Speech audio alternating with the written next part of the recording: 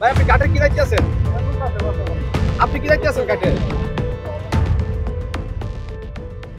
কিশোরগঞ্জের বাজিতপুর উপজেলার হুমায়ুনপুর পাটুলি নৌরুটে চাঁদাবাজির দৌরাত্মে দিশেহারা নৌকার মাঝিরা।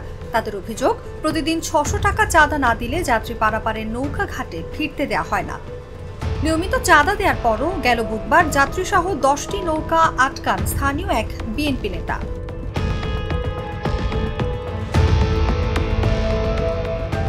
ঘটনার পর মাঝিরা থানায় লিখিত অভিযোগ করলেও এখনো কোনো ব্যবস্থা নেয়নি পুলিশ। বৃহস্পতিবার দুপুরে ঘাটে গিয়ে দেখা যায় সারি করে বাঁধা নৌকাগুলো দাঁড়িয়ে আছে যাত্রীহীন।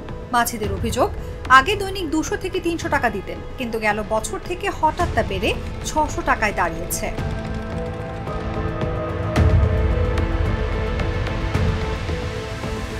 মাঝিরা জানান, নিয়মিত টাকা দিলেও ঘাটে উঠতে দেওয়া হয় না।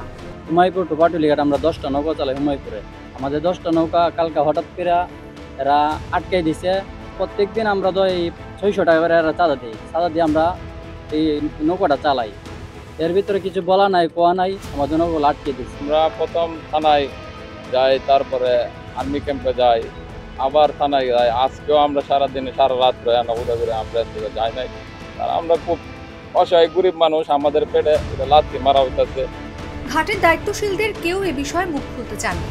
তবে উপজেলা বিএনপির সাধারণ সম্পাদক মনির অভিযোগ অস্বীকার করে বলেন, আমি এখন বুঝতে কাছে আমি ওই করতে আমরা আমাদের নেতৃবৃন্দ সহ আমরা এই পর্যায়ে 10টা জাতীয় এই রাস্তাটা ইউজ করতে হবে। 10টা নৌকা এই গাড়ি চলছে। এই নৌকাগুলা কিন্তু আমরা এখানে যারা পাবলিক, যারা গাড়টা নিয়ন্ত্রণ করে তারাই কিন্তু কি হয়েছে বলে আমি কিছু জানি না। আপনি শুনছেন না কিছু? ভাই আপনি কাঠের কি দায়িত্বে আছেন? আপনি কি দায়িত্বে আছেন কাঠের? বাজিতপুর থানার পরিদর্শক মোহাম্মদ শফিকুল ইসলাম জানান, পাটুলি ঘাটে আমরা একটা ইনসিডেন্টের অভিযোগ পেয়েছি। এটা তদন্তপূর্বক অনুসন্ধানপূর্বক আইনগত ব্যবস্থা নেওয়া হচ্ছে। নৌকা নিয়ে একটা সমস্যা, এটা অনুসন্ধানপূর্বক ব্যবস্থা নেওয়া হচ্ছে। তাদের এটা নিজের দলীয় সমস্যা, তো এই জন্য আর কি এটা নিয়ে আছে।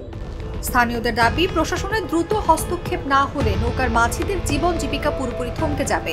চাঁদাবাজির এই দৌরাত্ম্য বন্ধে এখন সবার চোখ আইন শৃঙ্খলা বাহিনীর কার্যকর পদক্ষেপের দিকে।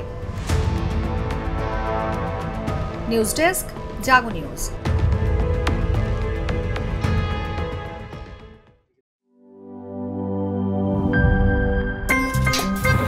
আমার একটা স্মার্ট সিদ্ধান্তে 25% গ্যাসের খরচ কমেছে। ভাবছেন কিভাবে?